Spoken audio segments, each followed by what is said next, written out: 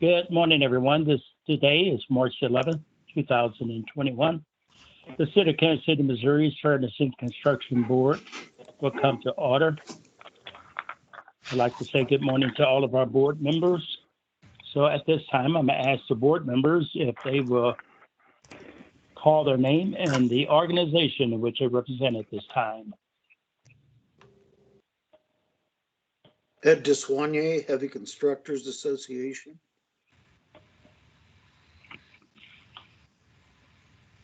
Bob Lohman, Mechanical Contractors Association.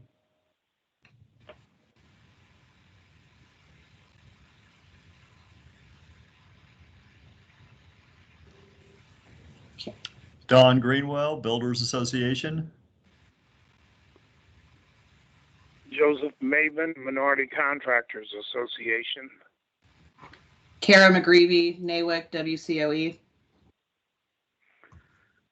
Gabe Perez, KCMO Hispanic Contractors. Okay, we have a quorum. Thank you, gentlemen, ladies, for being with us on today. I'm going to ask you if you have read the meeting minutes from last month. If you have,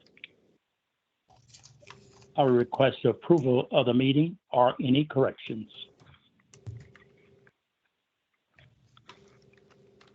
If there are no corrections, I'll ask for an approval of the minutes.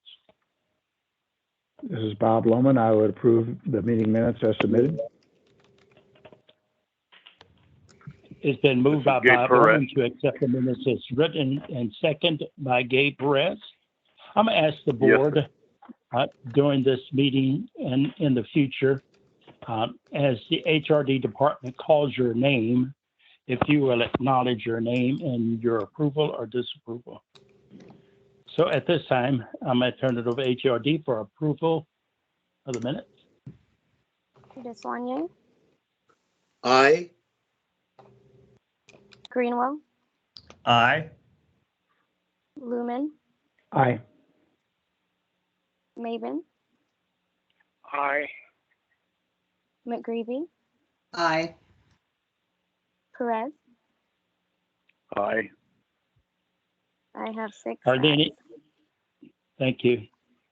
We have a consensus by all board members that the minutes has been accepted as written. So be it. Okay, we're going to move on. The meeting minutes has been accepted and approved for the month of February. So we're going to move on to the projects for this month. So at this time, I'm going to turn the projects over to the HRD department. Good morning, Mr. Chairman and members of the board. Philip Yeller, Director of the City's Human Relations Department. Mr. Chairman and members of the board, the first two projects are similar. One is a construction sidewalk from Missouri south of the river, and project number 2 is also Missouri construction sidewalks. The first project is from the Public Works Department. It is for $1.2 million. It is sidewalks FY 21 through 22, Missouri River South number 1. The project number is 890-60761. The scope of work is a GO-BOND citywide improvement to include removal and replacement of ADA curbs and ramps. The Public Works Department had recommended a goal of 15 and 11. HRD concurs with the goal of 15 and 11. I believe, is there anyone from Public Works here to speak to the project? Good morning, board. Uday Manepalli with Public Works. The two projects which we are referring to are related to the GeoBond projects. They are like 7 to 10 locations within Council District 3 and 4 for the first one, 7 to 10 locations for Council District 5 and 6 for the second one. And it is just not ADA ramps, it includes sidewalk work as well. I believe it was my fault on the description on the grammar, so I apologize for it. When we are looking at the MBE and WBE, we are looking at several different aspects like demolition, trucking, hauling, and specific to ADA ramps like the 18 sidewalk and the detectable warning for our MBE and WBE goals. If you have any additional questions, please feel free to ask. HRD, how do you see the project? Mr. Chairman, members of the board, in terms of the utilization of the project, we identified scopes of work in trucking and hauling, which is a swing scope between M and W. Also, landscaping is another swing scope. We also identified utility apparatus, which is availability on both sides, as well as sidewalks removal and replacement. Throughout the project, we see availability, strong availability with M and WBEs. Historically, we found several projects of similar nature. Gobon 1819 ADA curb repair from Public Works. The successful contractor was S&A Contracting, which was a MBE firm at the time.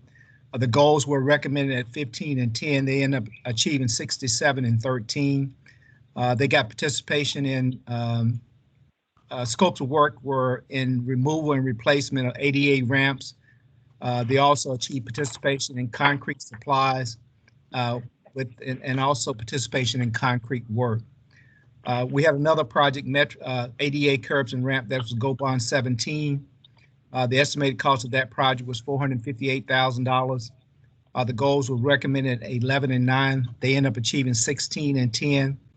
Again, participation was in manufacturing supply of concrete materials, replacing removal of storm inlet structures, as well as concrete. And lastly, Gobon 819 ADE corner repairs, Public Works again. The successful contract on this one here was RGS and Associates, was a MBE. The estimated value of the project was $985,000. The goals were 12 and 8. They end up achieving 90% M and 10 W, but obviously they self-perform the majority of their work. Participation was also in concrete work, curbs and gutters, sidewalks, landscaping, hauling, and also seeding and hydro seeding. So our recommendations is 15 and 11.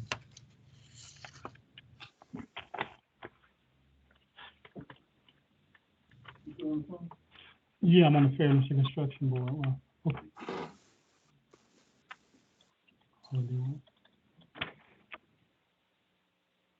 Mr. Chairman? I'm sorry. Yes. Board, I just have a question to ask of you. Project number 890-60761 and project number 890-60765.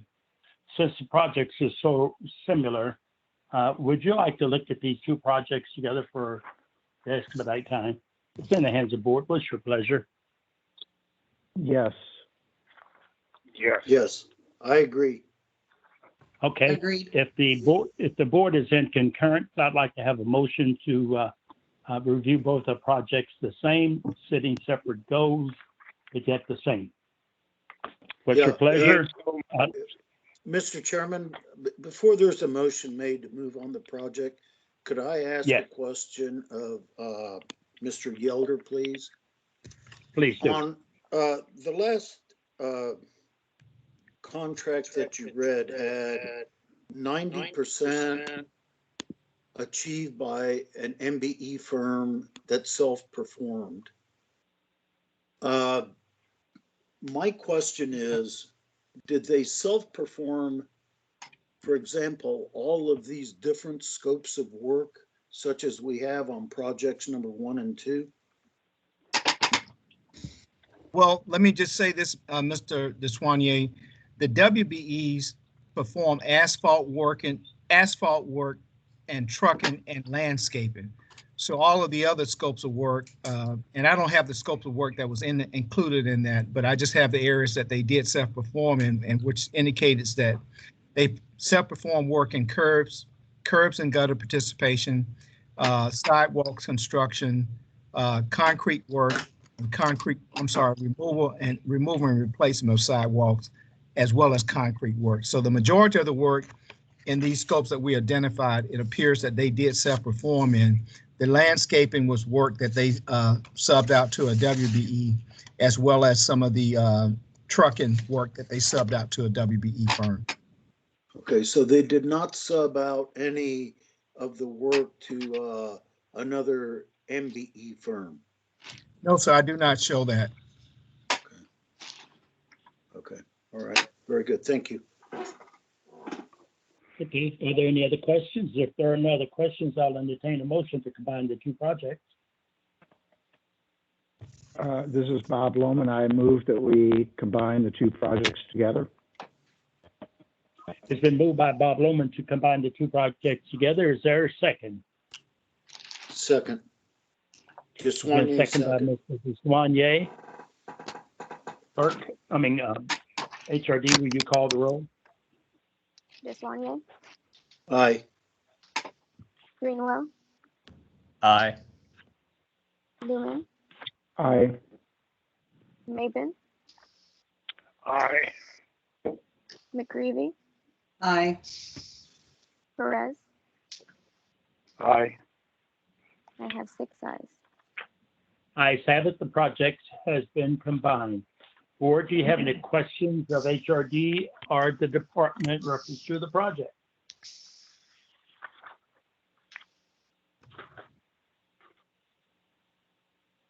If there are no questions for HRD or the department reference to the project, I will entertain a motion. This is Bob Lohman. I would move that we approve HRD's recommendation of 1511 on both projects. It's been moved by Bob Lohman to accept HRD's goal of 1511 on both projects. Do I have a second? This is Don Greenwell with the Builders, second. It's been moved and seconded by Don Greenwell.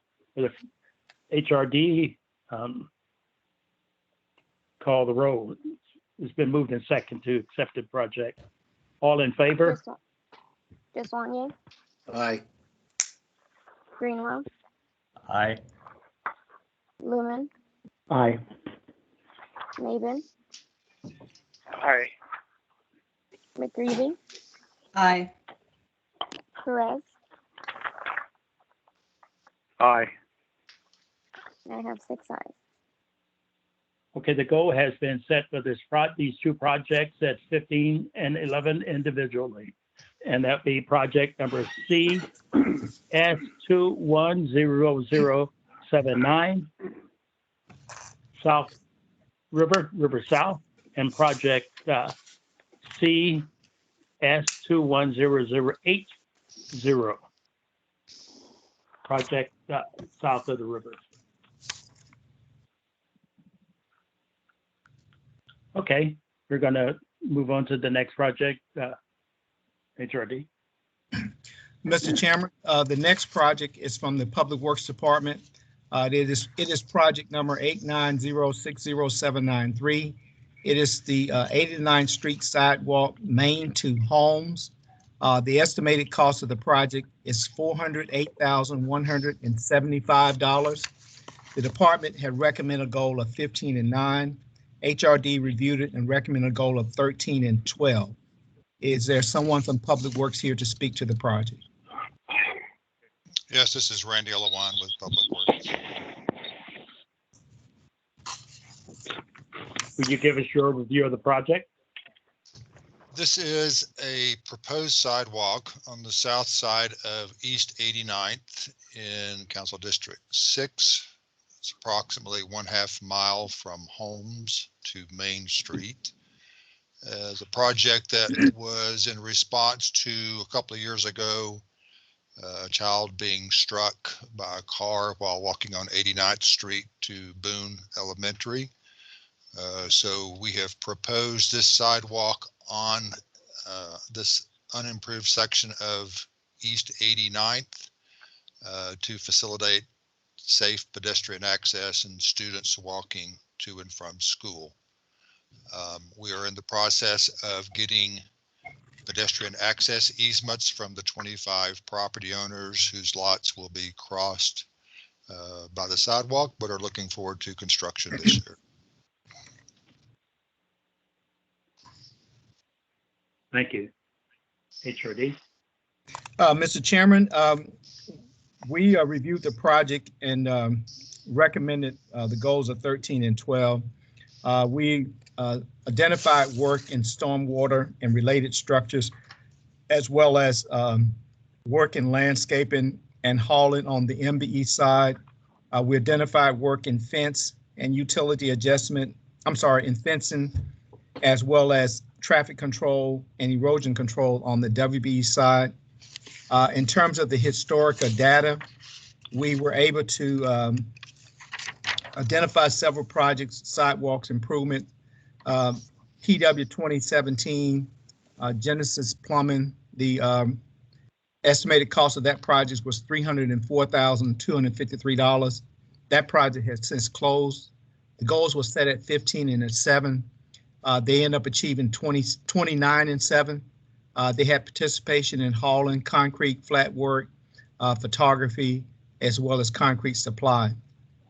Second project was CS 21004 West Plaza neighborhood sidewalks. That project, the estimated cost is $560,000. The goal set on that project is 11 and 8. We received a CUP at 11.8. That project has just started, so there's we don't have any historical data to report in terms of what the utilization is taking place on that.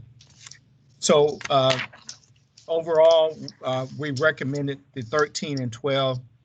We have availability throughout the project in grading, seeding, demolition, and pretty much every scope that's identified here. Thank you, Mr. Yoder. Ford, questions? Mr. Chairman, I have a question of the gentleman from Public Works. Hi, If Mr. If Desoignier. he's still on. Yes, go ahead. Okay. What's the approximate length of this project? It's about 2,600 feet or roughly 1/2 mile. Okay. And you said in your earlier comments that you had secured easements. You don't have public easements alongside the road in that area? The right-of-way is very narrow. It varies from homes to main. In places, the right-of-way is only about 30 feet. So we are having to secure sidewalk or pedestrian access easements from all of the 25 property owners whose lots this sidewalk will cross. Our right-of-way group is in the process of securing those easements, hoping to get that done this spring so we can begin construction in the summer. Okay, that's interesting. So there were no public easements well, it was too narrow. It's just too narrow when you have the street and the drainage ditch on each side of the road. Since 89th Street is unimproved, the only place to put the sidewalk is on individual lots.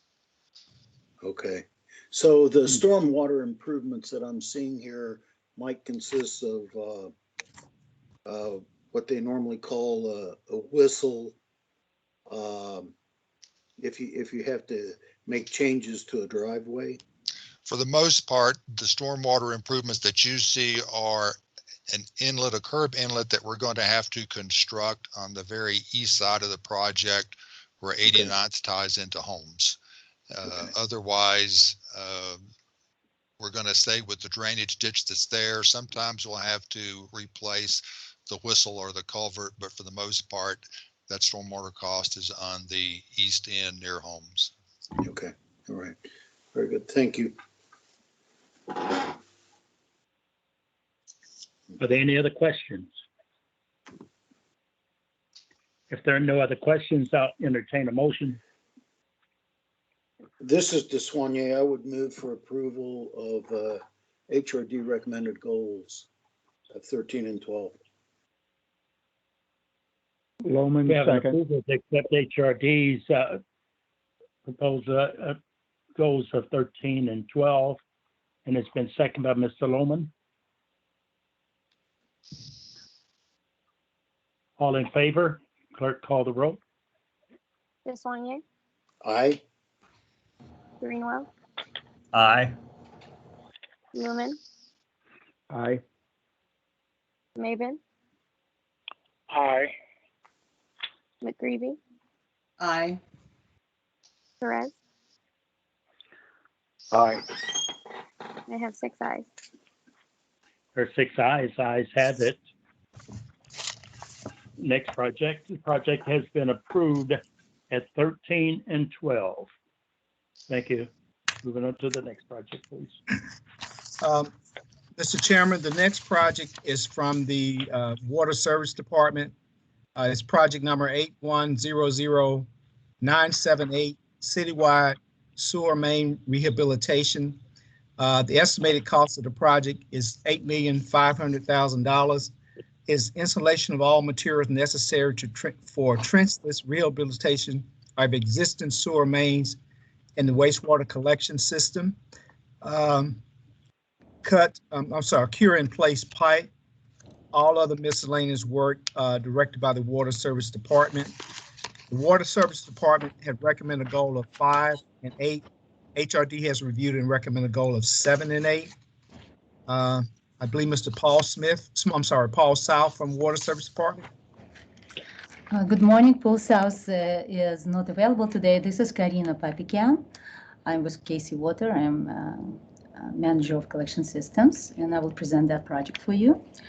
As Philip mentioned, this is our annual sewer rehabilitation project, and it's citywide and includes rehabilitation of the existing collection systems using trenchless technology, a so-called cure in place pipe, abbreviation CIPP. This work also includes point repairs, which require open excavation, but it's a small portion of it. Cleaning of sewer lines, TV inspection of sewer lines, and bypass operation.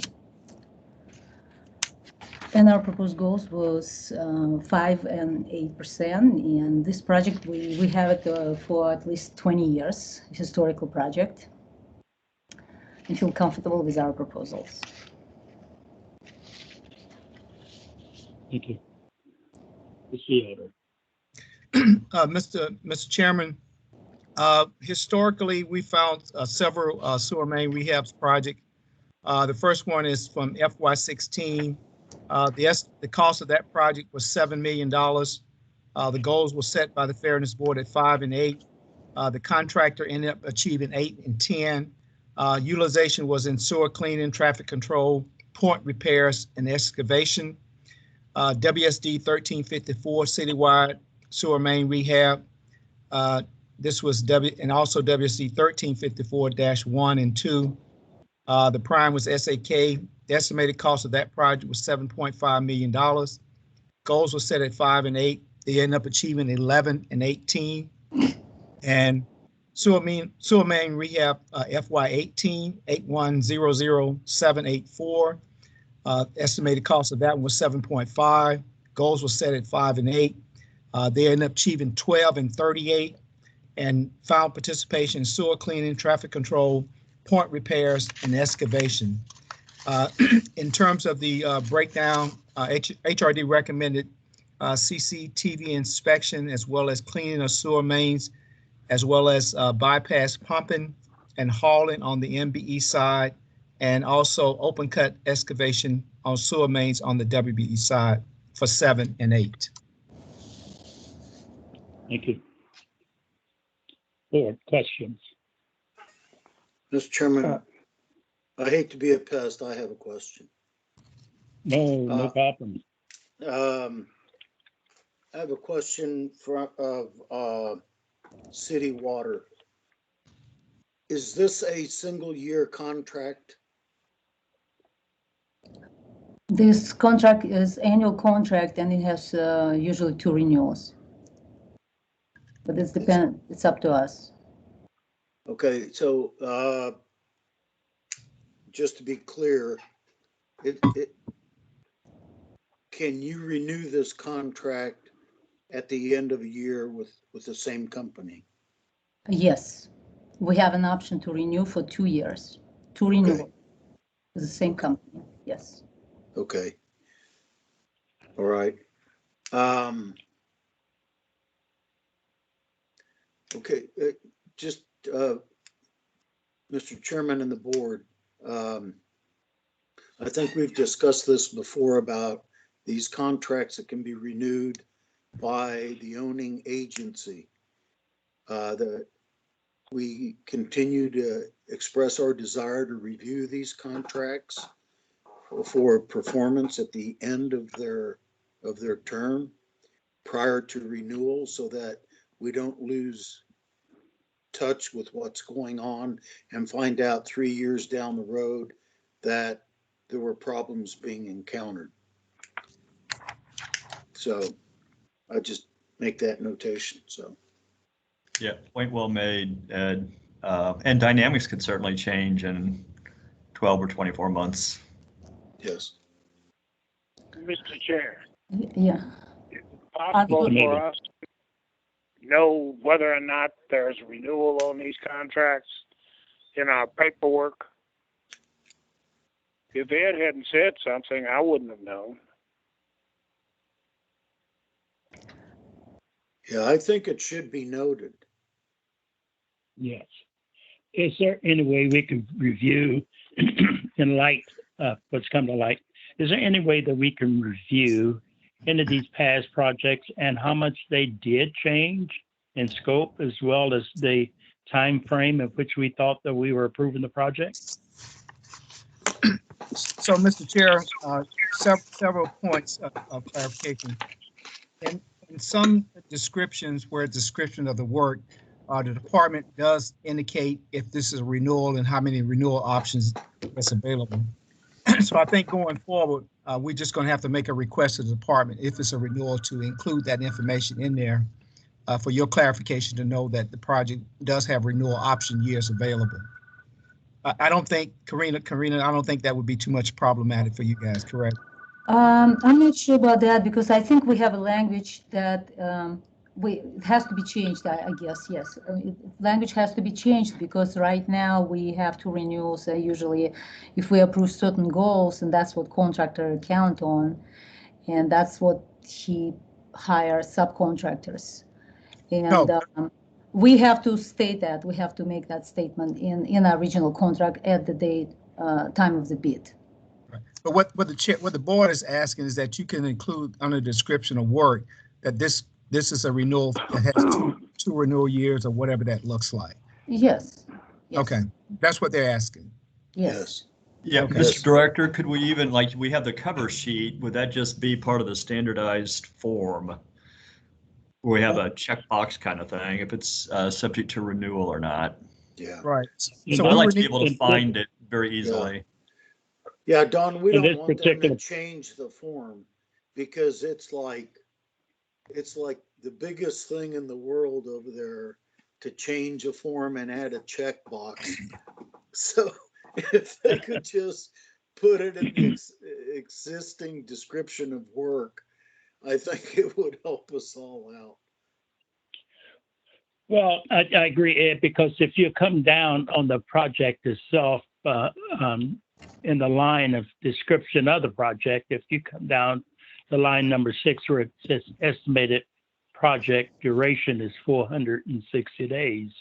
Well, we would look at that to be going possibly 15 months when it could actually be going 30 months.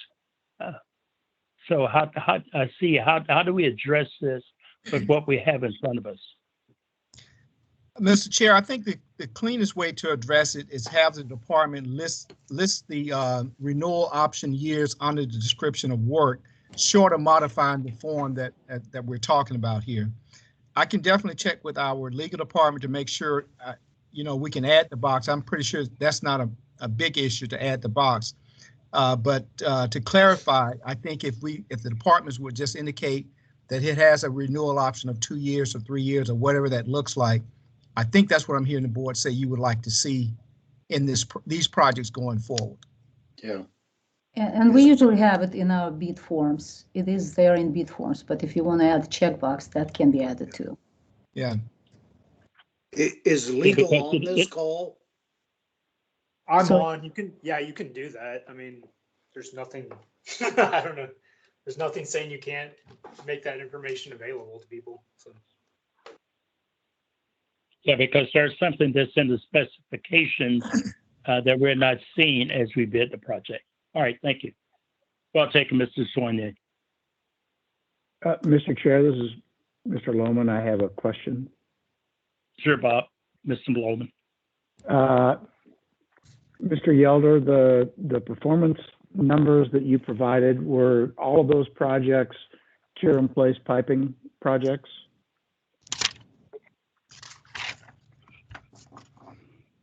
Good question. Yes.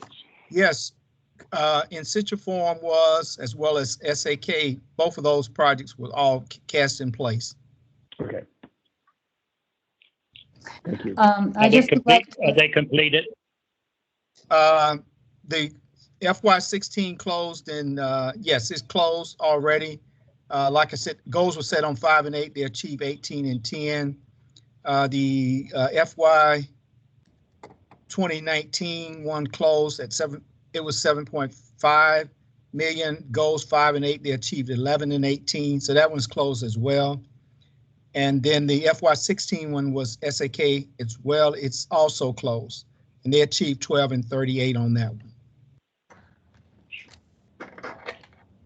I can add to that usually for us to achieve the goal for the contractor, it depends on the conditions of the lines, because if we have too many of open cut excavations, that's how they achieve the goals, by using minority or WB for open excavation point repairs.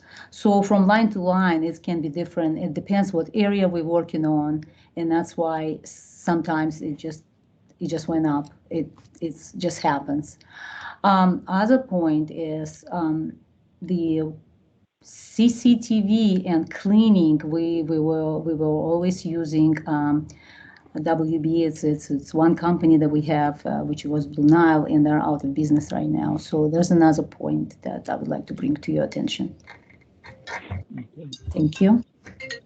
Thank you. Okay, Bob. Any other questions, concerns, or notations that you would like to have for the future? These are administrative actions. Do we need a vote? Well, Mr. Chairman, I'm ready to make a motion on the project. I will accept your motion.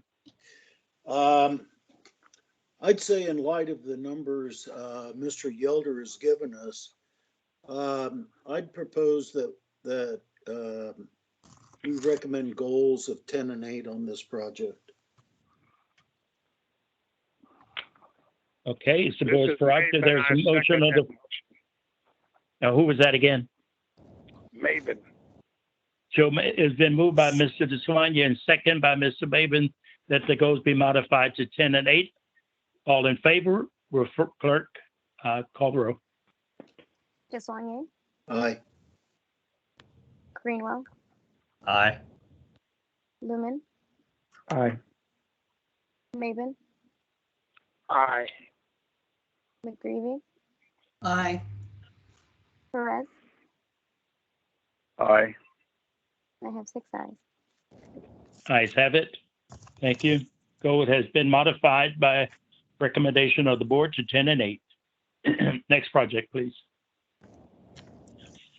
Mr. Chairman, the next project is from the city's General Service Department.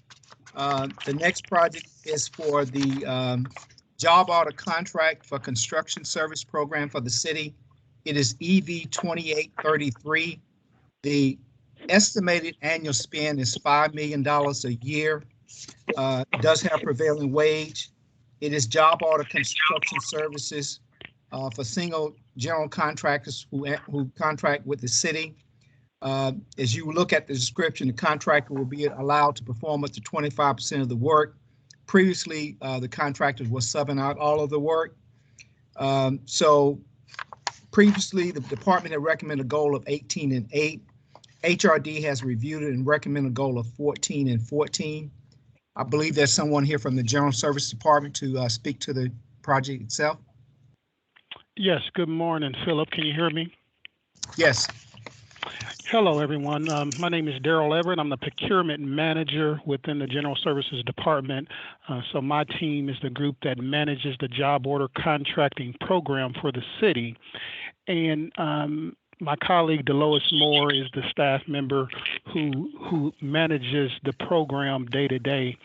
So the job order contracting program is a minor and mid-level construction project that allows city departments to utilize this partnership that we've had to get minor and mid-level construction projects complete. The difference between the job order contracting IDIQ and our other standard IDIQs is that the job order contracting IDIQ is a multi-trade format, which means they'll have various trades under their responsibility to perform work. So unlike, say, a Mark I or Lippert that handles exclusively electrical or HVAC or plumbing with our other contract, the job order contractor encompasses all the trades.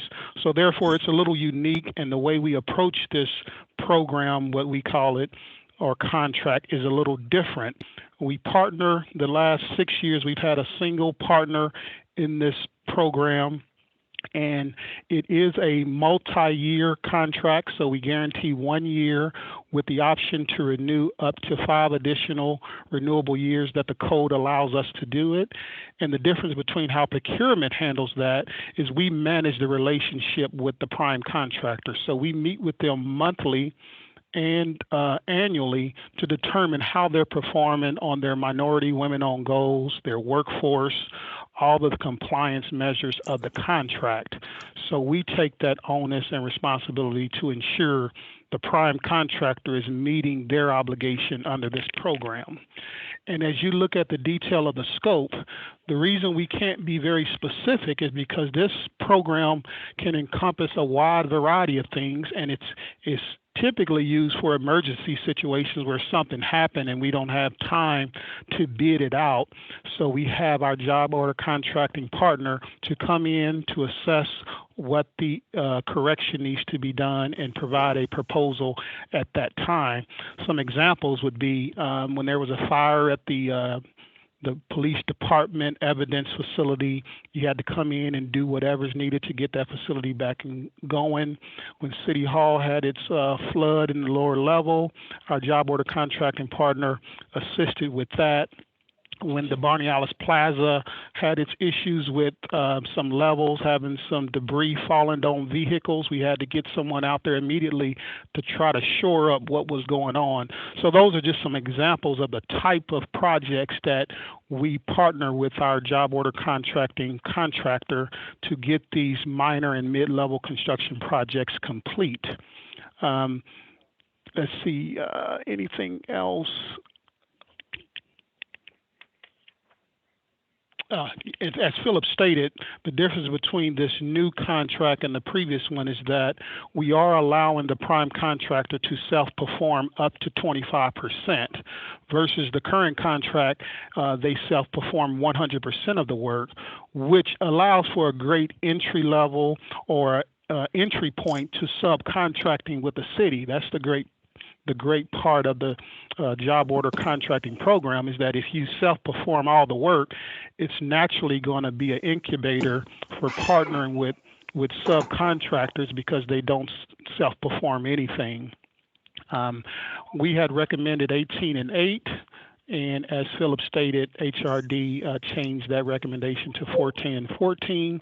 The current contract, they're performing at 16.5% on MBE versus the goal of 15%. On the WBE, they're currently performing at 5.8%, and the goal is 7% on the current contract. So we would have an increase on the WBE on the new contract if the HRD's recommendation was followed, and the MBE would have a reduction of 1% from 15 to 14. We estimate the average spend about $5 million per year under this contract. Of course, we don't have no guarantee on that. We're just basing that on a historical usage of this program. And it's typically used by water, aviation, public works, pretty much all the departments typically will utilize this program to benefit their minor construction projects. The last piece I wanted to share is the current contractor, prime contractor, has a total of 18 subcontractors on their contract utilization plan. So that gives you an idea of how the current contractor is utilizing its subs to meet its MWBE goals, because they have 18 of them currently as M and Ws under their current contract. I think that concludes everything we wanted to share, so we'll open it up for any questions. Well, sir, I have a question. You're saying the current WBE goals are 7%, and Correct. you're achieving 5%? 5.8% is what we're currently achieving, yes. Okay, so as recommended to us by HRD, we're upping the WBE goal to 14%. Does that create, realistically, all right, does that create problems with trying to achieve 14%? I'll allow Philip to chime in on that recommendation from HRD. Do you want me to comment, Mr. Swanee, or you want to wait, or I can speak to that if you like?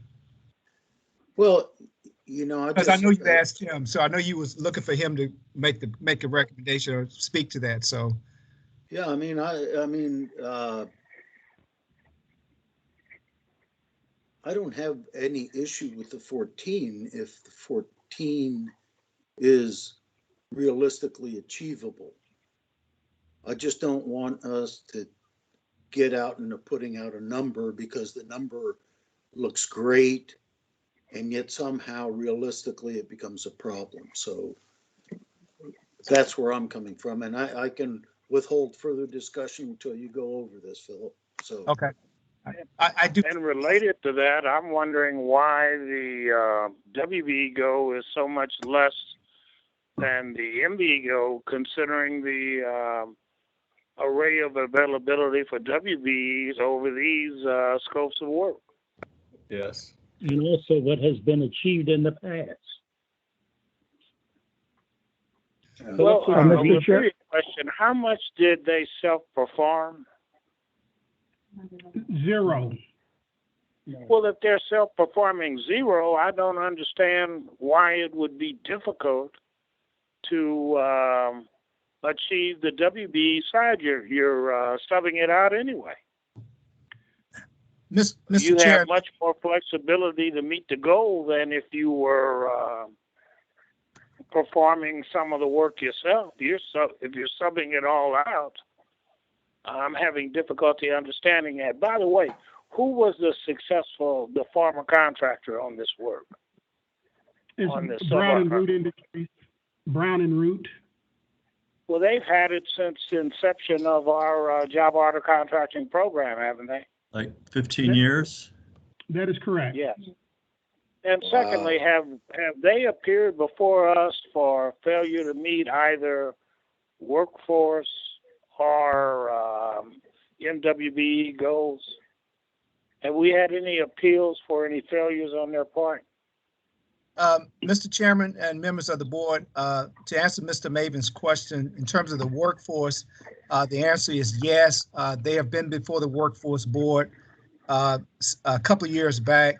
They was in the last workforce board meeting. We had some discussion regarding their utilization. I'm sorry, their participation or utilization for workforce hours. So that's definitely a conversation that's on your agenda for next week regarding the workforce board. But if I could clarify something, the point when Darryl made the comment of 5.8% that they're currently achieving, when you look at the historical data, the reason why we recommend the 14, historically, over the life of the project, the contractor has achieved 15% on the MBE side and 16.75 on the WBE side. There were some years in which They achieve as high as 65% on WBE side, 33% on WBE side. And I'm not sure why, other than maybe the work was just there for WBEs to perform. So our recommendation was both based on historical data and the utilization average on the historical data over the last 6 years. As Darrell indicated, each year they have spent about $4.3 to $4.5 million on the particular contract. We're showing $30 million over the last 6 years that has been spent with M&Ws. 15% has been achieved by the M overall, and 16.75 or 17% has been achieved by WBEs over the last 6 years. So that's. But Philip, that begs the point of why you would estimate only 8% for WBE if your historical data says you've done much better than that over the course of the years. I don't want to belabor the point. Well, Mr. Maven, as you see, our recommendation is for the 14 and 14. Yeah, I was just curious to whether or not the department had an explanation for that. Oh, okay. Yes, Mr. Maven, this is Darrell Everett. Yes, I think it was driven more the most recent data because we really don't know what the future holds on the type of projects, but just basing on the most recent type of projects that came down the pike, that's why we increased it from 7 to 8. But if that trend continued and we didn't see the type of scopes of work that fit with the WBE community, that was the rationale of why we chosen 8. But we're comfortable with the 14, and we'll be evaluating that if that's ultimately what's approved, and ensure the prime contractor is held accountable and responsible for ensuring they're maximizing their WBE performance. I'm going to let it go, but I'm looking down this list. WBEs are stronger than MBEs in asphalt, in carpeting. I just don't see a big dichotomy between the two, given the availability in these scopes.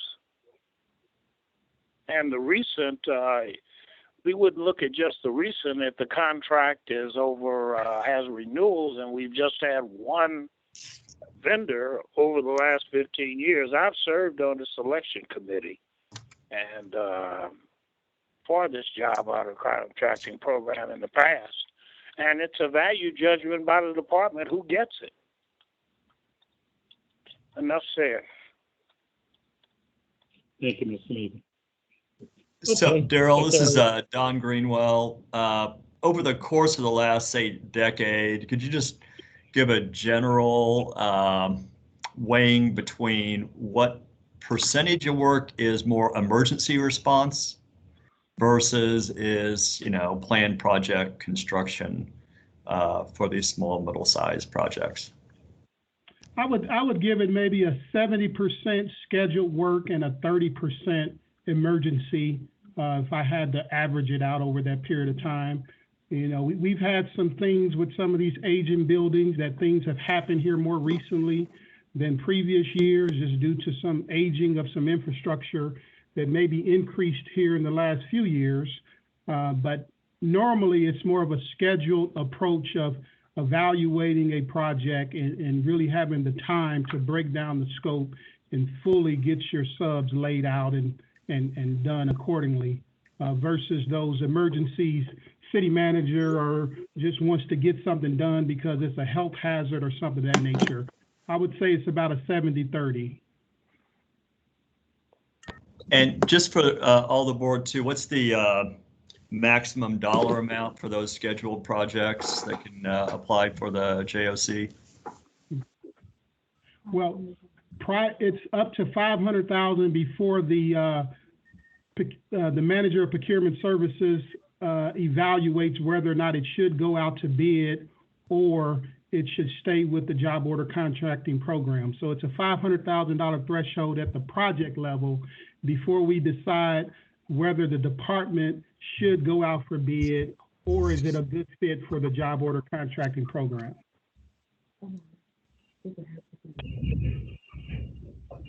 Hello, this is Sonia. I have a question. Go ahead, Sonia. So just The question is that the new description of work says that the contractor will be allowed to self-perform up to 25% of the work, and I understand the previous was 100. Does this also apply to M and WBE companies that they can only do up to 25% of the work?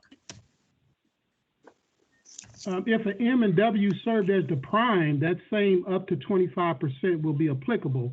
But as a subcontractor, no, that has nothing to do with the subcontractor's ability to support to perform any of its scope.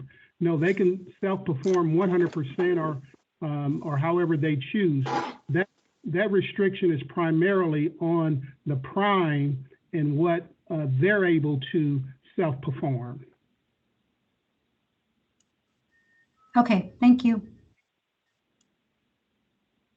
I have a question. Does your prime contractor typically have an emergency response team that's ready to go in case there is emergency for all different scopes of work? Yes, yes. So they do have that in place, which includes an M and WBEs.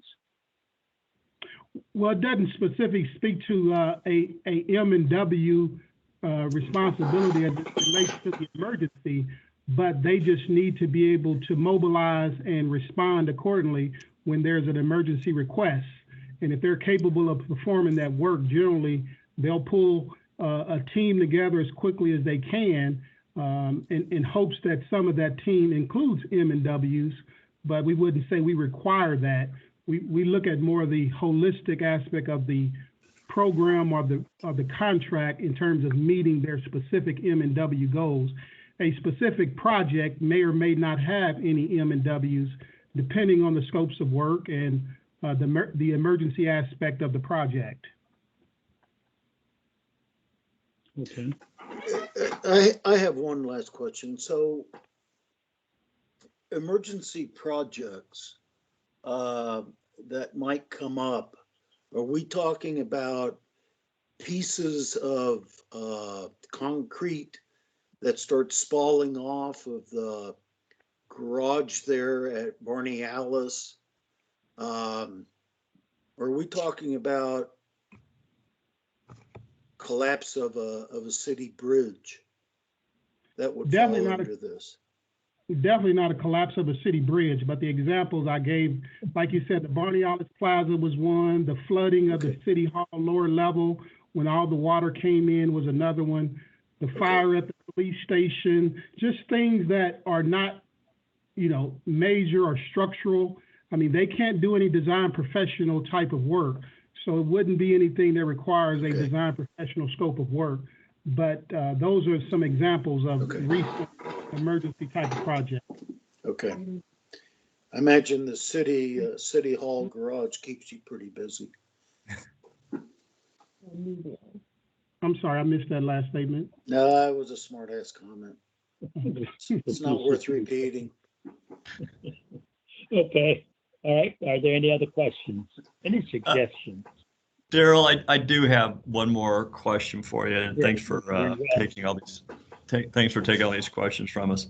So, how does the pre-qual process work now under the job order contract? So you've got this emergency response set of subcontractors. How do they get in that? Currently, the prime contractor manages their intake process of their subcontractors. They have to go through whatever their internal procedures are to satisfy all the insurance and bonding and all the requirements that the prime contractor has as it relates to doing city business. So the prime contractor manages that intake process, and they just keep us updated on the type of subs that they're adding to their portfolio to meet the needs of the city. But we have no input on the subs that they bring aboard other than ensuring they're meeting the M and WBE requirements on the contract. So we don't know if they're substantially from Texas where KBR is located. It should be local. With the city?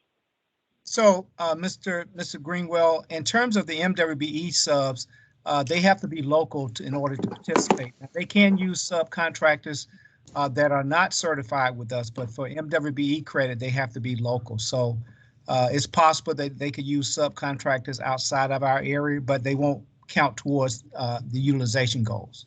Yeah, no, I was speaking actually beyond just I should have specified that, beyond the MBE WBE component.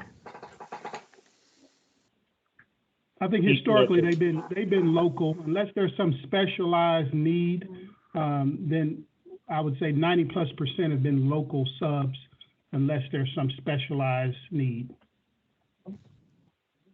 It should also be noted that, to my knowledge, they've never requested any help from minority business development associations I'm familiar with in terms of how they identify subs to meet their pre-qual requirements to even access this work. And that's the reason I was so concerned about the small number for WBE.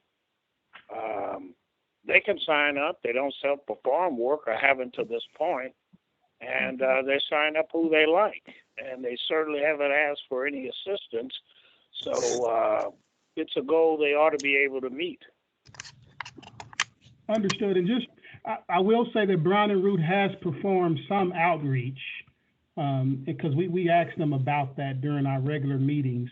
So they have done some of that over the years. Now, could they do more? Possibly so, but they have done some outreach.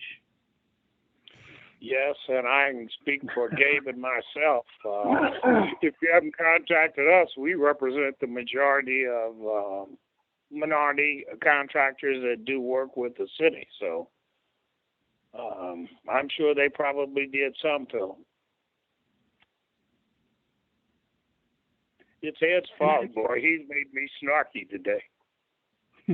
And I don't mind if you want to share some of that with procurement, and we can ask those specific questions on whoever the new prime is for the new contract to ensure that we're asking those right questions, that they're broadly doing their outreach to reach some of those that you've spoken about. And this is my concern. They've had the contract since inception, and it's not like you give them a price. You present credentials, and a panel of city, correct me if I'm wrong, a panel of city appointed folks decide which one is the best. So we ought to be diligent in our assessment. Understood.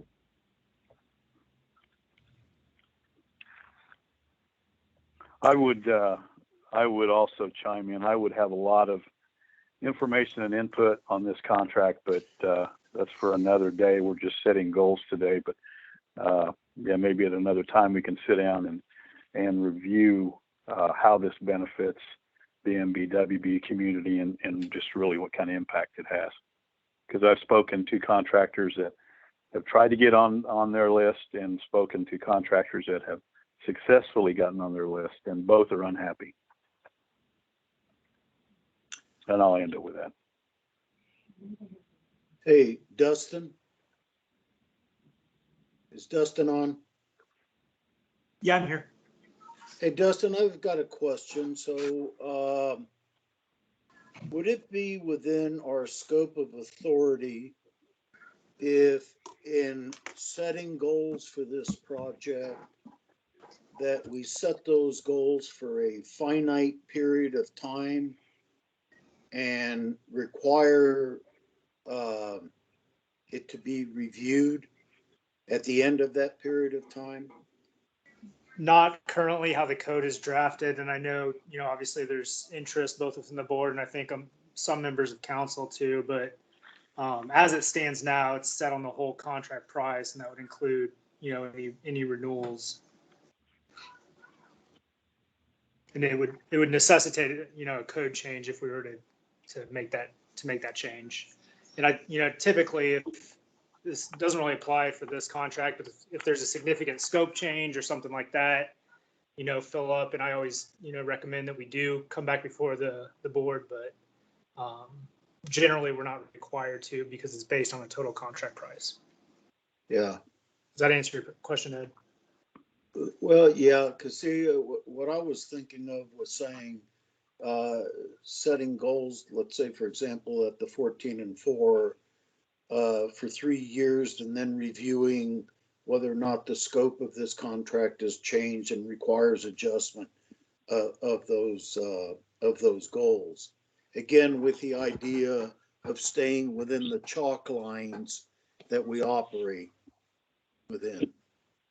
Yeah, the code doesn't speak to coming back in that way, in that manner.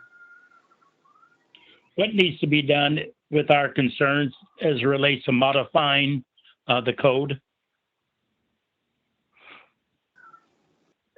If you're asking me, I mean, I'd voice the concerns to the city council. And again, I think they've had some of these same discussions in committee meetings before. So I think there would be some appetite to seeing that done. And, there's some policy concerns both ways, which I think that were kind of discussed earlier is, you're at the time of bid, if your contractors or GCs know they're going to get this percentage, it may become difficult for them to renew if goals change. And I think that's really the big argument against doing it. I don't know if it's the best argument or a good argument, but it just kind of changes the bid process. But, the easy answer is talk to your council person if you want to change something. All right. Okay. Yeah, apparently needs to be something done. Okay. Board, further questions on this project? There was a. Who's speaking?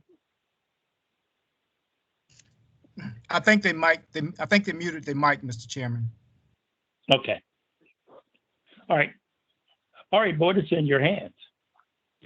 If there are no other questions, if you're satisfied with the goals that are recommended by the department, as well as the department at HRD, you have a choice. Actually, Mr. Chair, this is Bob Lohman. I do have a question for HRD. Okay, Mr. Lohman.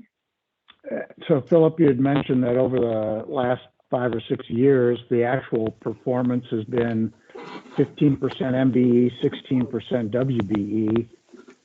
Why wouldn't you continue that kind of a trend or challenge even greater participation if that's the case? Right. So I mentioned, Mr. Lohman, as you said, the actual utilization over the last 6 years, 15% for M, 16.7 or 17% for W. So, and that's an average, because what happened in a few of those years, they did have a strong utilization of WBEs. And 1 year they was at 66%. Another year they was like at 20%. But then as the department, and we look, the current year, they're like at 5%. Now, I'm not sure why that's happening in terms of how that broke out. So our rationale, our thought process was that if we stayed within that average of what they're currently achieving of the 14 and 14, I think they would have a better opportunity to be successful and still hit the higher number if they are successful in doing either M or W. But it kind of gets to the point that maybe Mr. Perez was trying to make, that what's in this for the M and WBE contractors, if there are significant goals for participation because the JAC contractor is really not performing a lot, it might make sense to increase those goals versus lower them from average performance. Just a thought. Right, understand. So we did raise it significantly on the WBE side, because previously it was at 7. So now we're recommending twice that much, 14. So on the MBE side, they still have averaged around 15%. So again, it's not like they didn't doing 20 or 25 with them. It's just been still around that 15%. But the WBs, I thought we took that into consideration by raising it to 14. And I would go further and say, if you look back at that historical data, I think you'll find a lot of that, and you can correct me if I'm wrong, but was under scheduled work, primarily in roofing and electrical, which we have a strong WB presence. Now, we won't have those jobs every year, but I believe that's what's happened in the past years to reflect those higher WB numbers.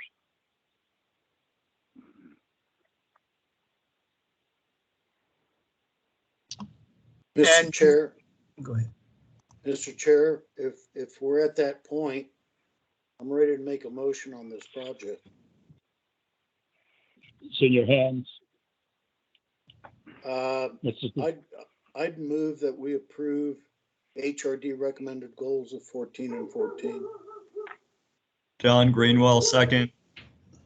It's been moved by Mr. DeSwanier and second by Mr. Greenwell that we accept the HRD's project goals of 14 and 14. All in favor? Will clerk call the roll? DeSwanier, Aye. Greenwell, Aye. Lumen, Aye. Maven, Aye. McGreevy, Aye. Perez. Aye. I have 6 ayes. 6 ayes, ayes have it. The vote is set. The goal is set at 14 and 14 for this project. Next project. Mr. Chairman and members of the board, the next project is from the Aviation Department. It is for the rehabilitation of relief wells. The project number 622-10543. Estimated cost of the project is $1.5 million. The project will consist of construction 7 relief wells and cleaning 6 release wells. The project does have prevailing wage as well as workforce requirement. The department had recommended a goal of 11 and 3. HRD concurs with the goal of 11 and 3. Is Ms. LaPonzia Jones from the Aviation Department, someone here to speak to this? Yes, good morning. This is Mike Waller, Senior Planner with the Aviation Department. LaPonzia was unavailable this morning, so I'm sitting in this morning on her behalf to discuss this project. The title is the Rehabilitate Relief Wells Phase 3. You've already discussed that there will be construction of 7 relief wells and cleaning of 6. The importance of this project is regular maintenance and replacement of the relief wells help to relieve water pressure from the Missouri River. It allows that water to be diverted safely from the airport. Because the airport sits on sandy soils, the relief wells can prevent sand boils from occurring, again, by relieving water pressure near, in, and around the airport. The different scopes of work include traffic control. There will be cleaning of the 6 relief wells. Obviously, there will be excavation and backfill associated with this project, seeding, no doubt, and also installation of 7 new relief wells. This work will occur primarily on the west side of the airport in and around New Holland Drive. Thank you. Yes. HRD. Mr. Chairman, so HRD recommended a goal 11 and 3. We looked at utilization of recommended availability and traffic control, evacuation and cleaning, backfilling, as well as seeding. Some of the historical data, company called Lane Christian had the project previously from 2015. The goals were recommended at 3 and 0. They achieved 1 and 3, 1% M and 3% W. They got participation, excavation, installation of new relief wells and relief wells and new relief well vaults. Next renewal, it was another project was from 2017 to 2019. That project still open. The estimated value of that project was $1.8 million. The goals were set at 1 and 28, and they are currently achieving 1% M and 32 on the W. Areas of participation was hauling and excavation.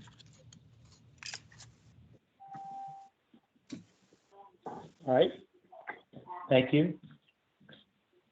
Board, do we have any questions?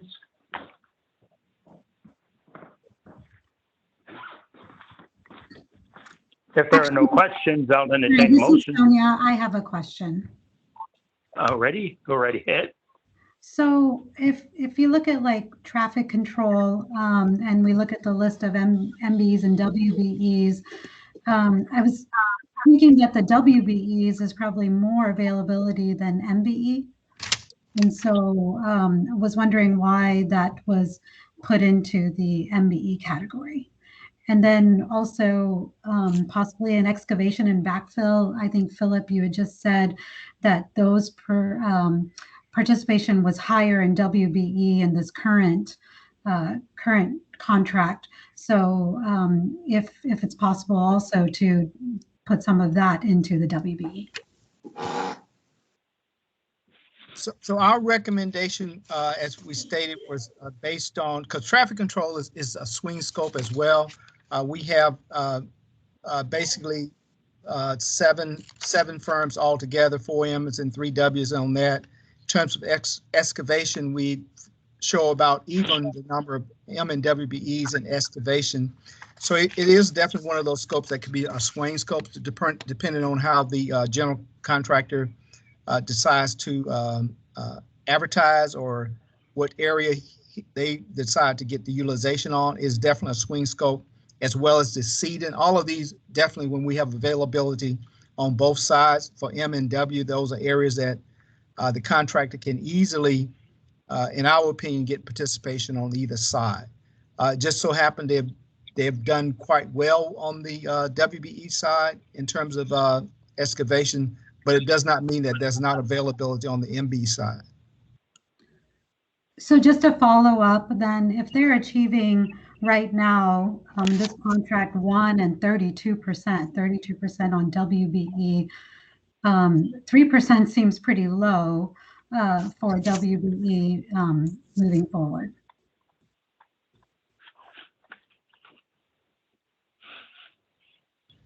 So I recognize that, Ms. Sonia. So again, I believe this is an opportunity for the board to kind of help us out here. If you believe that should be higher on the WBE side, we've demonstrated historically that they've been successful utilizing WBEs, and so I think I know our department would be comfortable with if the board so chooses to raise that amount. So you desire to make a motion to modify the goals.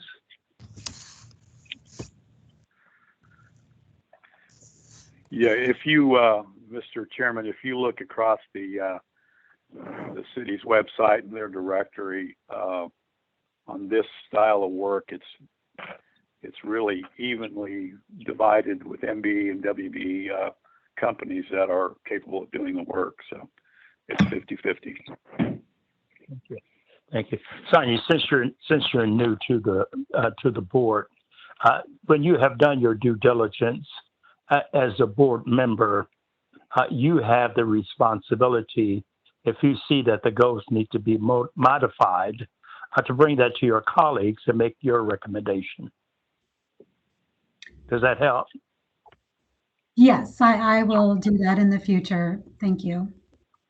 Well, let's get the ball rolling here then. Mr. Desmanier. I'll just throw out, let's make a motion for 11 and 8 on this project. There's a motion that's sit on the floor by Mr. Soignier and second by Mr. Maven to modify the goals to 11 and 8. All in favor? Roll call. Deswanier, Aye. Greenwell, Aye. Lumen, Aye. Maven, Aye. McGreevy, Aye. Perez. Aye. We have 6 ayes. Thank you.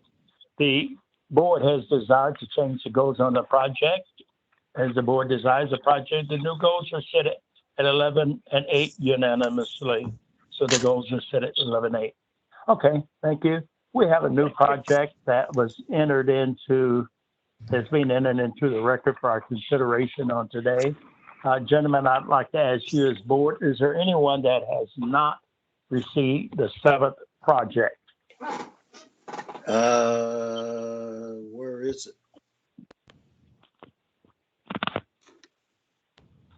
HRD? That We was the we 7th sent project? out- It came in an email a couple of days ago, Ed. Couple of days ago. This one We're from, speaking of EV 2800, right? Yes, sir. Yes. Okay, I just want to make sure I was up to date. If Ed is searching, would you direct him to the date in which it was sent out? March 9th.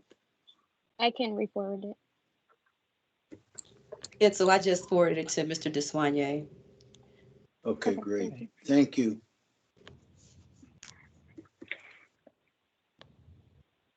He was golfing that day.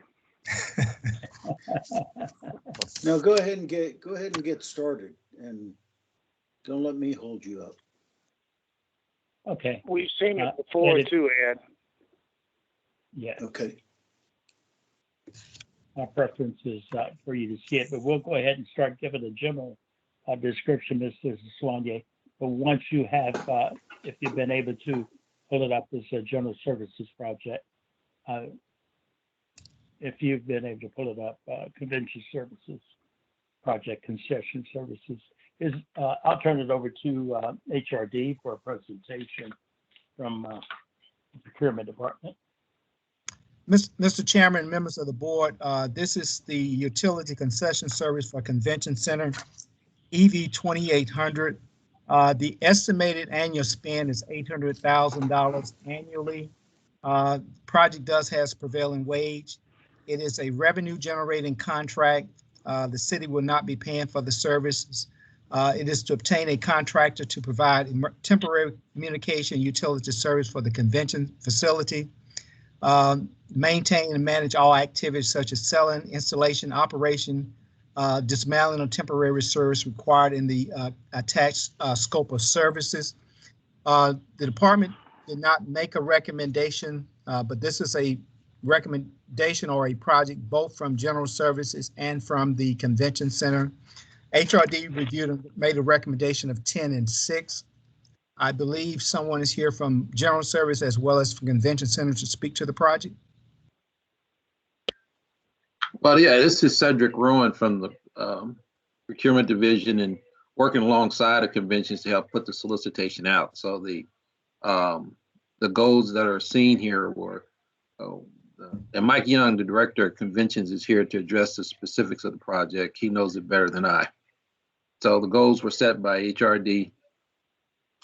This is the first time I think this project has ever been brought before you for consideration for goals.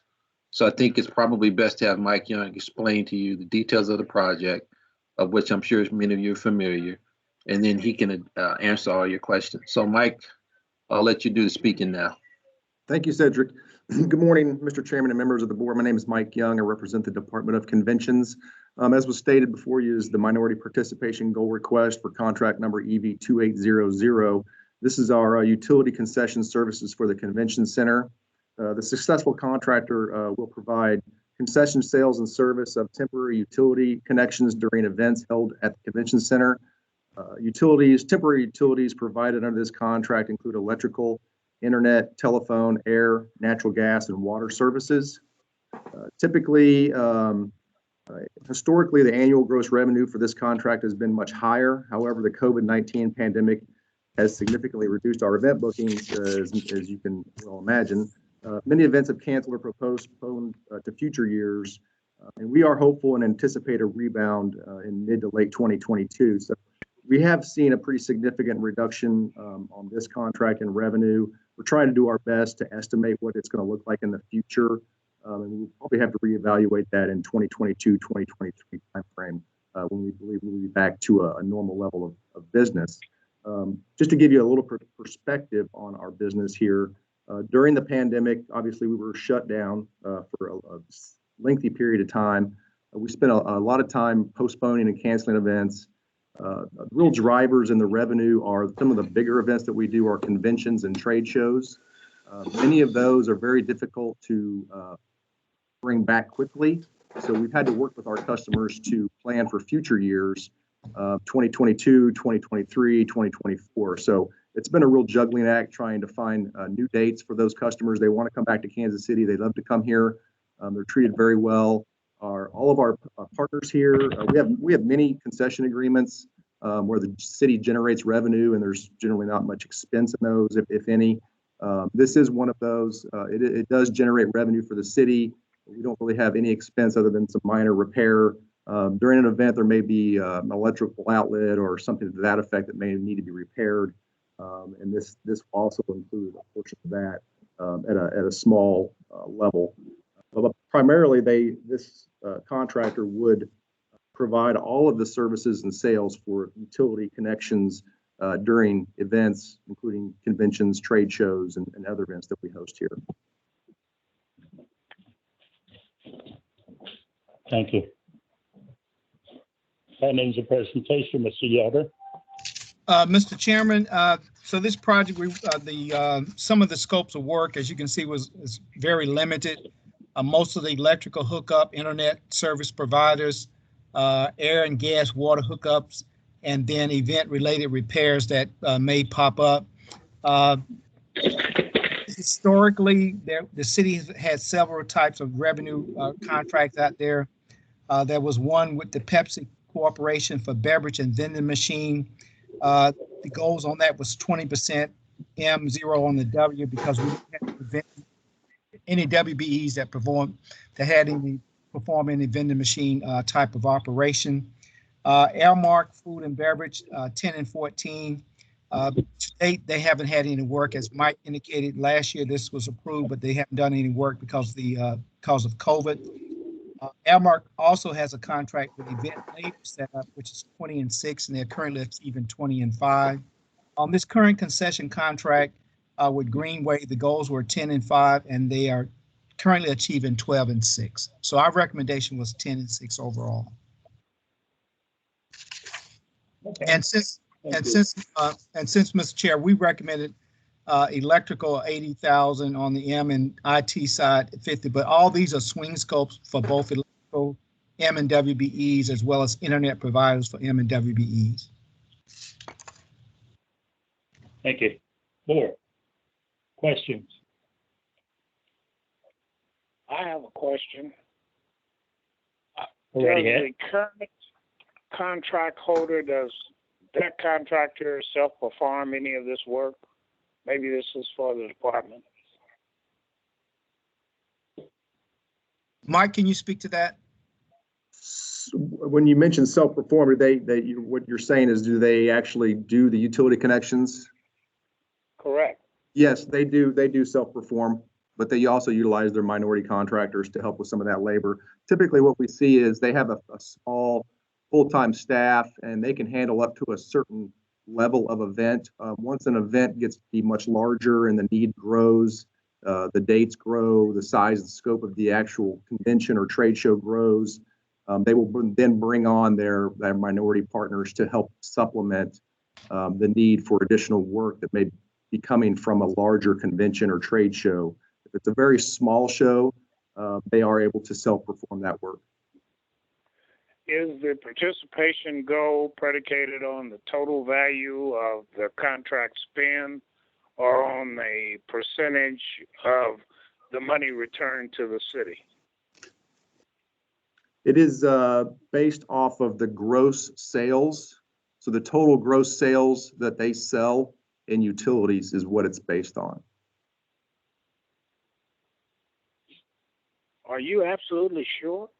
Over the course of Greenway's contract, it's always been on the gross amount of spend and not a percentage of the money they return to the city?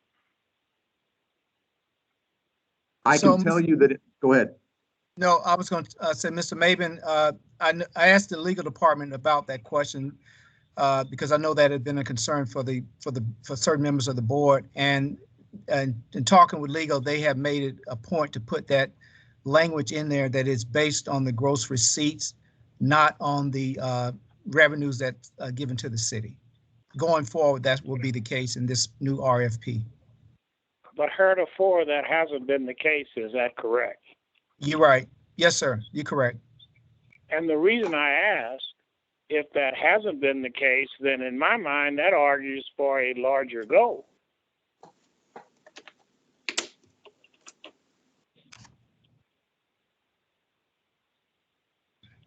Crickets. Okay. We understand we could definitely make a recommendation to increase it. Our recommendation or rationale was one, trying to make sure that we gave the contract, whoever that may be, an opportunity to be successful, taking into consideration what Mike just said, the marketplace right now for conventions, and will we be having conventions to such a scale that we could, achieve higher goals. But this is a contract, as I understand, with renewables. Is that correct? Mike, can you speak to that? If it has renewables, it may not have it this year, but it will increase, especially with the completion of the airport. Mike, yes, can you speak to that? Yes, that's correct. This is a one-year contract, and then the city has the option to renew up to 5 additional one-year renewals. So I just don't think that's really germane to the goal setting if we're looking at 6 years here.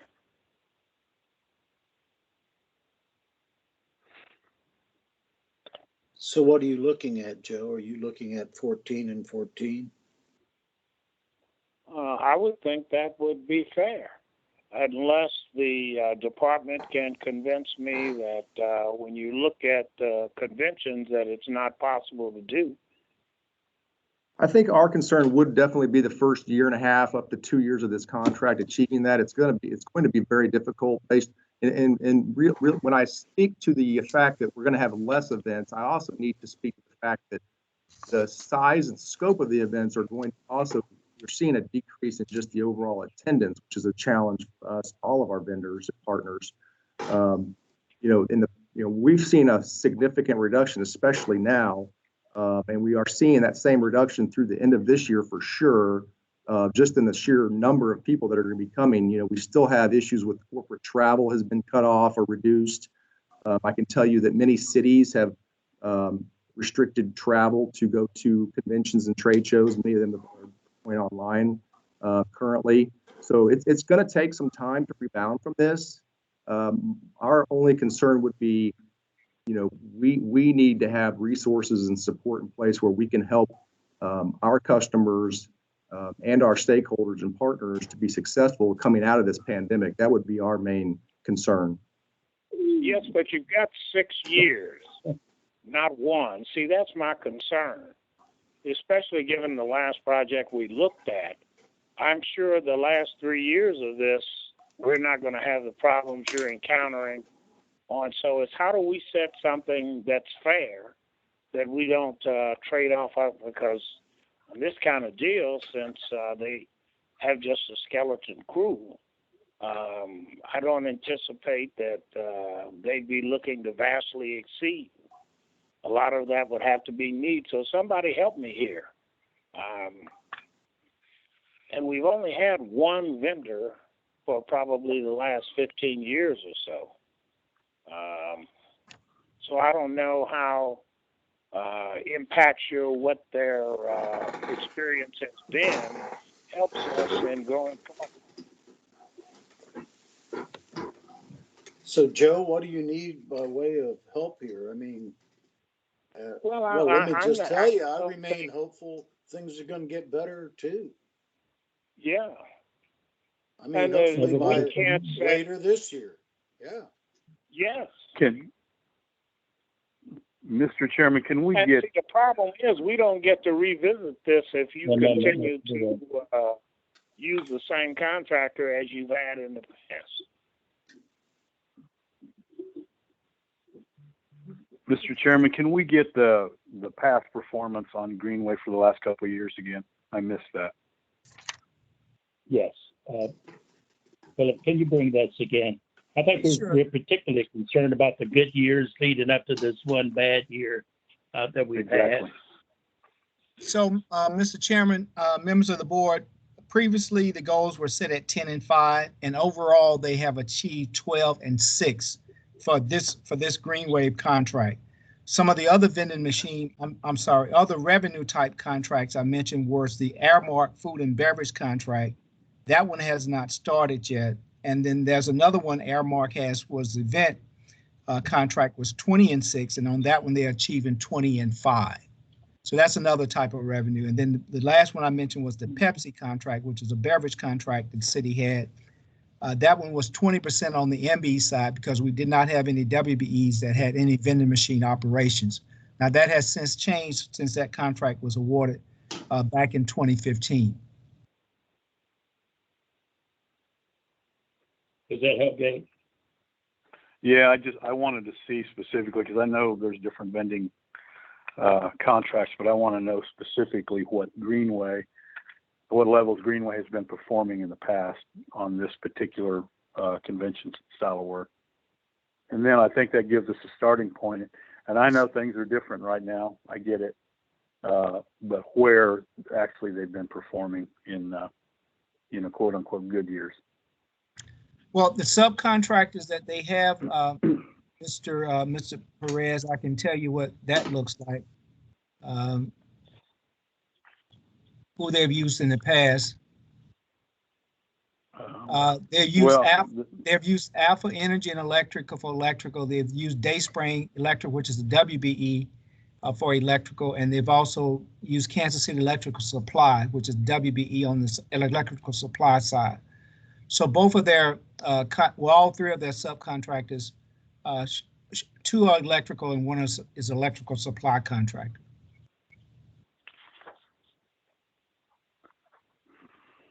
Okay.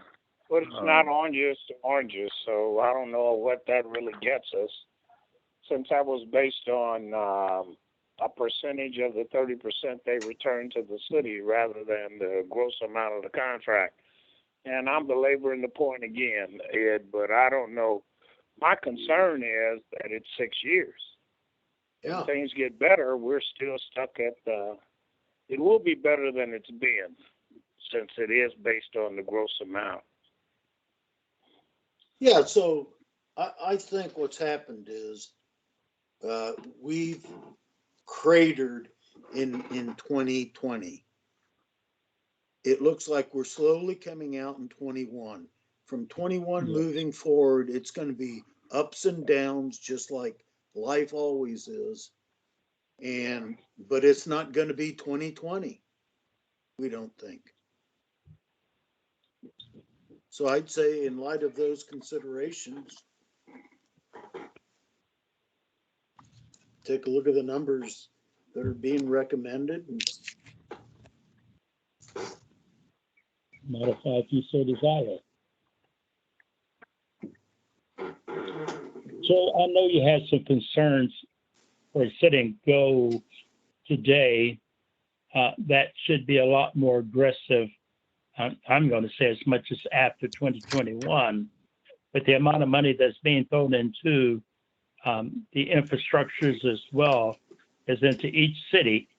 This city even looking to come out of its debt because of it. I look for the performance to be much better going forward. A contractor based upon who is utilized should be able to increase both his M and WBE participation on both of these projects. It's our decision to make estimates on how we see the future. I don't know if Don Greenwell is on here, but I know the Builders Association does a lot of estimating and setting, and so does your organization. You have to look a little bit more forward, be aggressive for a future than to stay with the stagnation as to where we're at now. And we cannot set goals based upon the stagnation point in which we're at now. Other than that, our contractors will lose out. Mr. Chairman, Mr. Chairman, Yes. members of the board, if it will help you, in terms of electrical contractors, we have, in terms of availability, we have 42 electrical contractors, 30 M and 12 Ws. Internet service providers, we have 4 on M and 4 on the W side. Mechanical contractors, we have 28, 16 M and 12 WBEs currently available in our directory as we speak. Thank you. The availability is there, gentlemen. The decision is yours.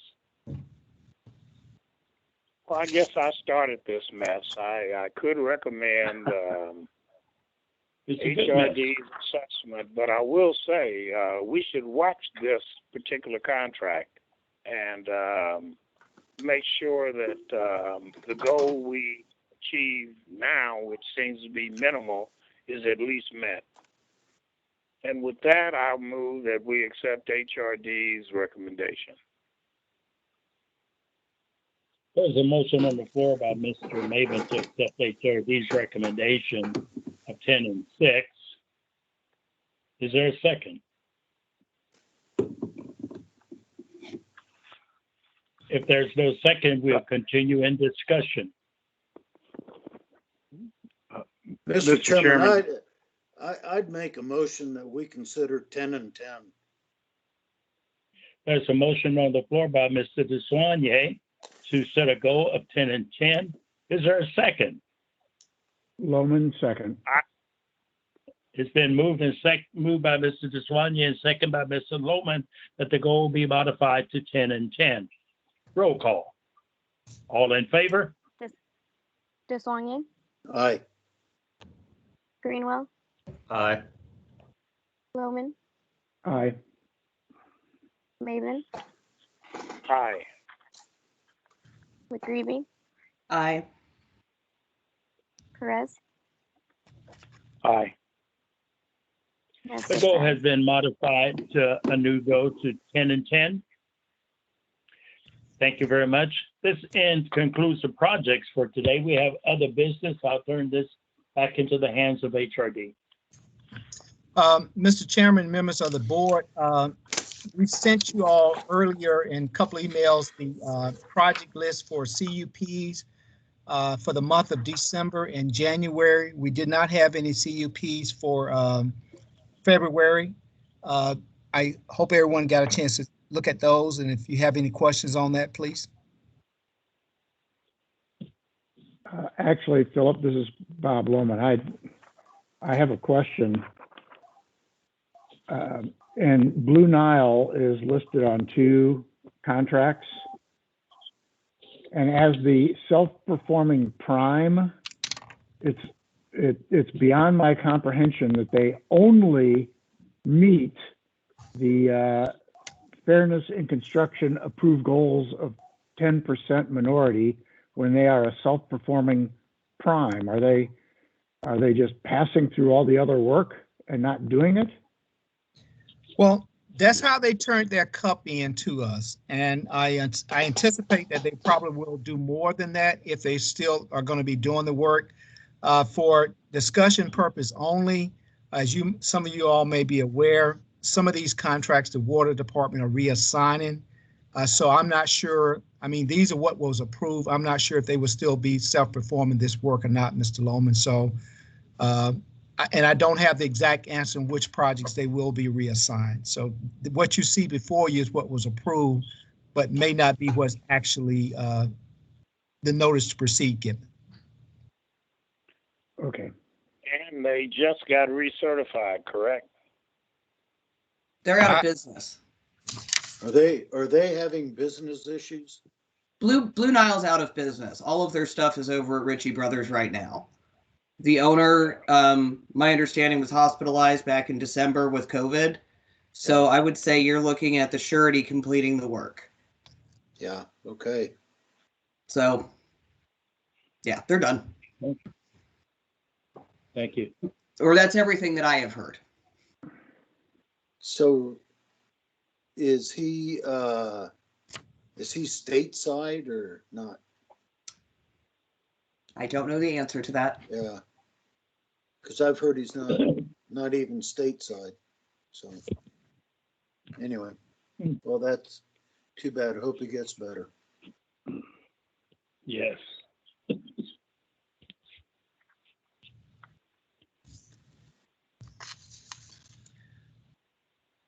So those are the, that's for the CUPs that we approved in December 2020, January 2021.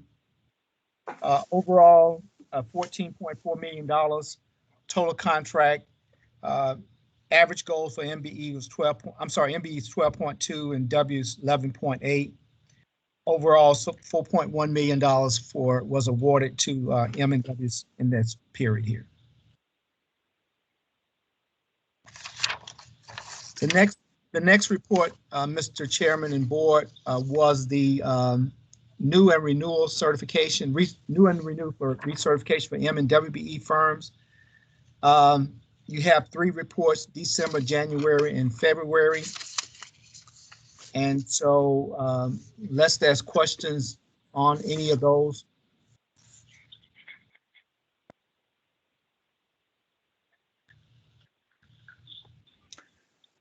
So, Philip, going back, for example, to Blue Nile, just as an example here, if they cease functioning as a business, do they still stay on your list as contractors go through these lists to look for available MBE or WBEs, or do at some point in time these lists get audited and cleaned up, so to speak? Yeah, so they will drop off. As you look, they was recertified back in December, I believe, before all of the things took place with the company. So at the time that we recertified them, they was okay. Obviously, with a change in the structure, we will be auditing the company to see if they stay still eligible to remain in the program. Okay. What about his wife's company, the trucking company? Is she still certified? And on I don't think she's on our list. She's not in the list that I have before me on the reports. I'll have to look specifically to see where she's at. But I don't know her eligibility status, Mr. Baben. I would definitely have to look at it if she turns in an application to see if she's eligible or not. Okay.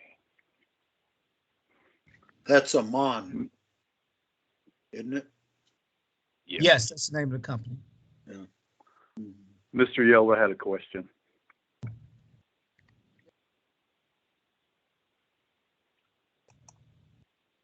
Hello? Yes, sir, I'm listening. On these recertifications, when you get a renewal application, are all the scopes of service that some of these people are certified in, some of these firms, do you look at each scope and verify in fact that they are still performing work or have ever performed that work? We look for contracts in those areas. We look at the workers' comp insurance to make sure that those scopes of work that they are performing where it's applicable at least, they are covered in the workers' comp insurance. For new companies, obviously when we do the site visit, we're looking to see if they're actually doing that work as well as on the renewals. Okay, thank you. And thank you for providing these forms. It's helpful. You can thank my staff, Kim and her team, because I would have probably sent you the great big report and everything like that, but they kind of streamlined it for us. So you can definitely thank them for that. Well, thank you all then.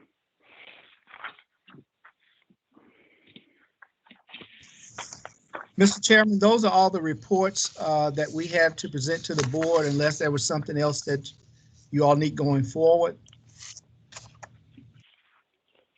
Is there any other business before the body? Excuse me. Go ahead, Joseph. Can we get an update on the legal actions against our program? Dustin, do you have any comments on that? I'll be able to probably give a final accounting of one of them next month, but we're not quite there. for the two lawsuits. The DOJ investigation, it seems, and we're hopeful that with the change of administration, they might not be pursuing anymore. I'm just waiting for information back from them. So that's really all I had for the three. Thank you. Gabe, you had some questions during our last board meeting reference to seeking some help for your contractors. Were you able to get any help? Did you solicit any help from the agencies or HRD? What's your satisfaction? Well, it's probably too much to go into on this meeting. There is a mountain of issues out there, specifically in my community. I'll be putting reports together and sending them to virtually all the agencies, including HRD.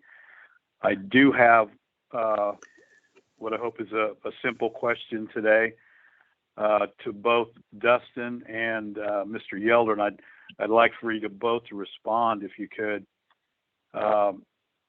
In our current ordinance, our current MBWB ordinance, specifically the debarment section, does the city, does the HRD department have the ability to at least suspend the certification of someone who appears to be violating the requirements of the MBWB participation? I'll go first, Dustin. And the answer to that is yes, we can suspend as well as make a recommendation for debarment. As you know, the way the process works, we make a recommendation to the city manager. The city manager appoints a panel that hears our evidence regarding a recommendation for debarment. The applicant is also given an opportunity to present their side, and that panel makes a final decision whether to debar them or not. And as a result of that, that's how it would work from our standpoint. But that's on any contract on any of the city's 20 some types of areas where we can have a debarment. And not only HRD, but any department head can recommend a debarment for a contractor. I don't have anything to add. That's correct.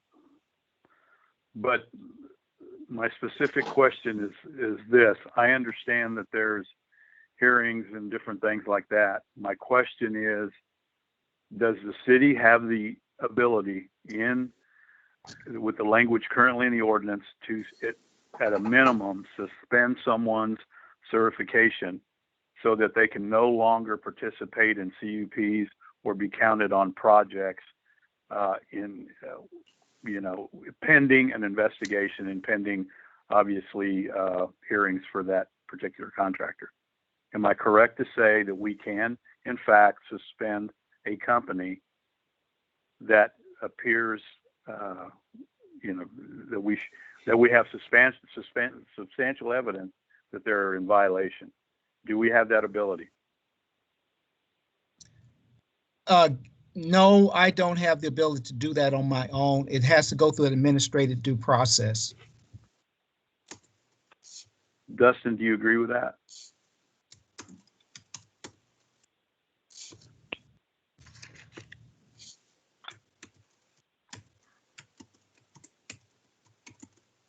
Hello, Dustin. I'm sorry. I'm on my phone and a call came through. So right when Philip was talking, I somehow lost audio. But I think you were saying no. For the debarment process, you have to go through the entire process. You can't make the determination at the outset to stop current projects. You'd have to go through the debarment process. Is that what you were asking, Gabe? No. My question is this. I understand there's a process lined out in the debarment section of the ordinance. My question is, isn't there also language that we can, at a minimum, temporarily suspend someone's certification that's currently in the program and then go through the process? Am I correct or am I not?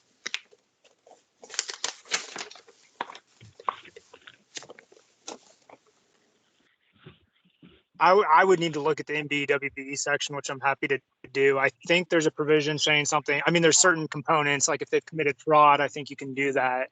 I need to confirm that though, and I'm happy to do that pretty quick here and get it sent out to everybody. Here's If the problem. you could, Talking if you to could, contractors, they're saying that this company remains certified, so we can't get folks who are old paid because they're still certified. There's no blemish on their certification. So in some respects, we're being blown off. Even though there's ample evidence that they're not performing legally. Mr. Chairman and members of the board, I would just offer a word of caution that these are being recorded, and I know the sensitivity of what we're talking about here, and I would caution us not to mention names or anything like that, or get into too far of the details, because I understand that both sides now have hired attorneys, and these things may come back to bite us. So I would just ask you to be cautious about that, and if we need to go into closed session to discuss some of these things, I think we could do that, but I think in the public forum, we need to be cautious about how we discuss this issue until we come to a resolution where we are going to make a determination of debarment. Mr. Yelder, I am making a formal request for a determination from your department and city legal that is there language in our ordinance to temporarily suspend someone's certification prior to and pending a full investigation. That's what I'm requesting, and I would like that information as soon as we can get it. Okay. Or your determination. We'll do that, sir. Can you be given that information offline? I think what he's saying will need to be put in writing and given to all of the board members. I'm happy to do that. I can do that this afternoon. That would be great.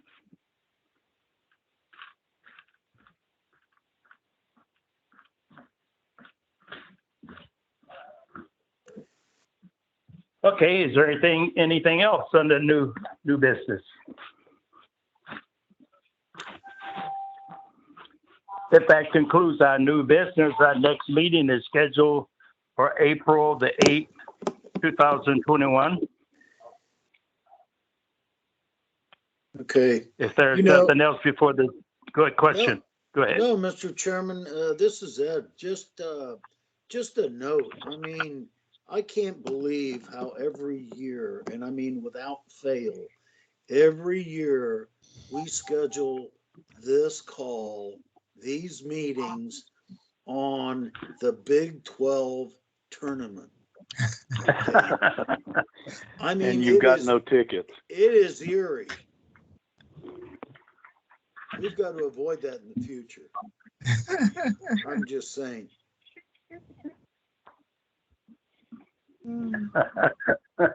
Okay.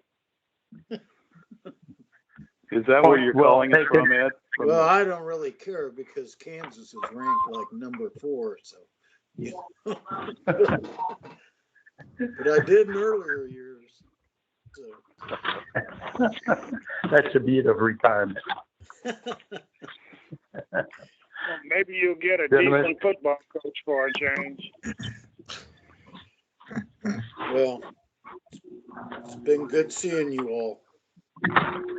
Mr. Chair, did you open it up for public comment? No, I did not. I will open it up to public comment before we close. So is there anyone in the public, anyone who's listening would like to comment or have a question at this time? This is Christina Gunter with Gunter Construction. I have a comment. Okay, ready ahead. You state your name once again. Christina. And if you represent you, and you're representing? Christina Gunter with Gunter Construction. I'm a contractor. Okay, already ahead. On the Relief Wells project, it was the second to last one that you guys went over.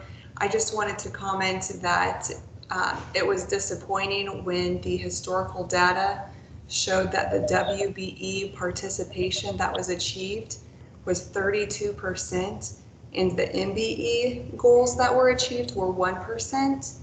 Yet we still decided to keep the MBE goal higher than the WBE goal. And that is not the precedent that you guys have normally set when setting goals. You usually look at historical data and set the goals from there. That's the end of my comment. Thank you. Okay. Thank you. Anyone want to address the concern?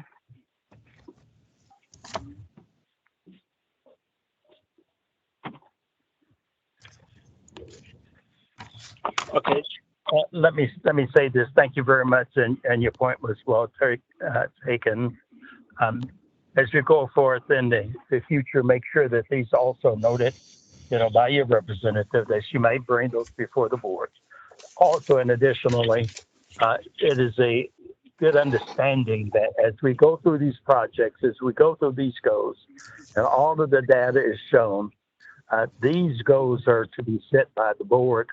If not acceptable, if the department and the Human Relations Department is not acceptable to the board has the responsibility to modify those goals to meet the present availability. So thank you very much for your comments. And if there's no other comments, any other questions, anyone want to comment on the statement that was made? Our next meeting is April 8th, 2021. This meeting is adjourned. Thank you very much, everyone. Thank you. Thank you. Bye now. Thank you. Bye-bye. Bye now.